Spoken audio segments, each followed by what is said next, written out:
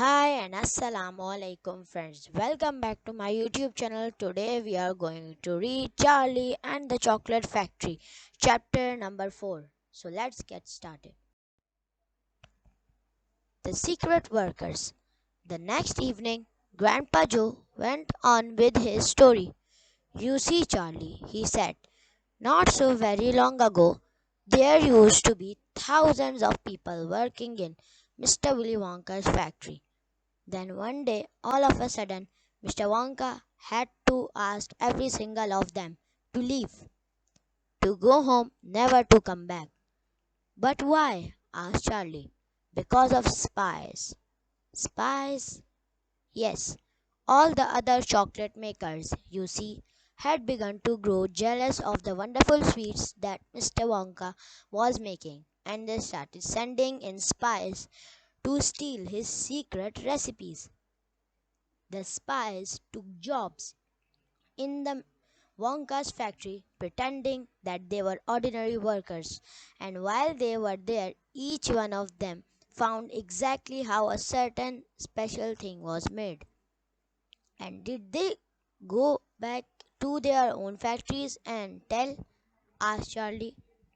They must have, asked Grandpa Joe, answered Grandpa Joe, because soon after that, Fickle Grouper's factory started making an ice cream that would never melt, even in the hottest sun.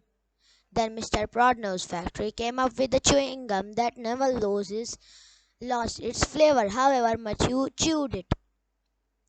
And then Mr. Slugworth's factory began making sugar balloons that you could blow up to huge sizes before you popped them with a pin and gobble them up. And so on and so on.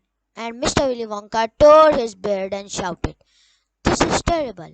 I shall be ruined. There are spies everywhere. I shall have to close the factory.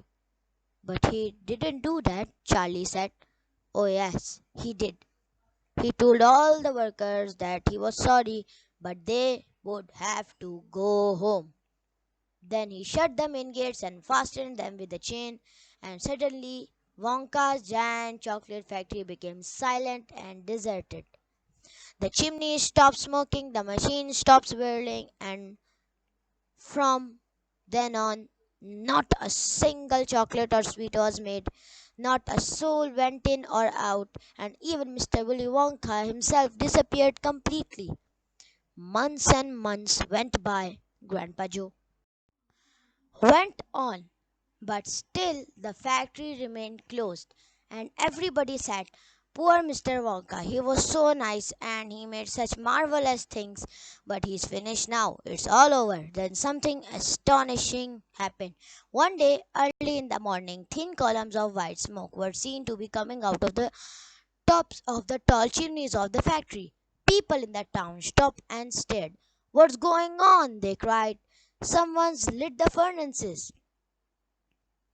Mr. Wonka must be opening again. They ran to the gates expecting to see wide open and Mr. Wonka standing there to welcome his workers, but no. The iron gates were still locked and chained as securely as ever, and Mr. Wonka was nowhere to be seen. But the factory is working, the people shouted. Listen, you can hear the machines. They're all whirling again, and you can smell the smell of melting chocolate in the air. Grandpa Joe leaned forward and laid a long bony finger on Charlie's knee, and he said softly, but most mysterious of all, Charlie, were the shadows in the windows of the factory. The people standing on the street outside could see the dark shadows moving about behind the frosted glass of windows. Shadows of whom? Said Charlie quickly. That's exactly what everybody else wanted to know. The place is full of workers, the people shouted, but nobody's gone in. The gates are locked. It's crazy. Nobody ever comes out either. But there was no question at all, said Grandpa Joe, that the factory was running and it's gone over running ever since for these last 10 years. What's more, the chocolates and sweets it's been turning out have become more fantastic and delicious all the time. And of course, now while Mr. Wonka invents some new and wonderful sweet, neither Mr. Fickelgruber, nor Prodnose, nor Slugworth, nor anybody else is able to copy it. No spice can go into the factory to find out how it is made. But Grandpa Joe who? Cried Charlie. Who is Mr. Wonka using to do all the work in the factory? Nobody knows, Charlie. But that's absurd. Hasn't someone asked Mr. Wonka? Nobody sees him anymore. He never comes out. The only things that comes out of a place are chocolates and sweets. They come out through a special trapdoor in the wall, and all packed and addressed, and they are picked up by every day by post office trucks. But Grandpa, what sort of people are they working in there? My dear boy, said Grandpa Joe, that is one of the great mysteries of the chocolate making world. We know only one thing about them. They are very small. The faint shadows that sometimes appear behind the windows, especially late at night when the lights are on, are those of tiny people no longer than my knee. There aren't any such people, Charlie said.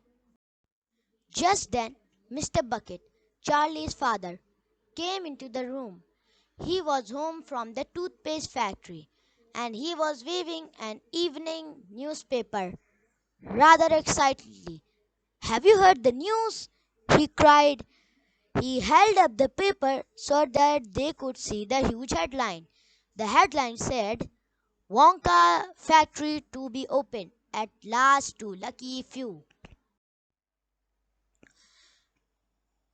Thank you guys. The chapter 4 is finished.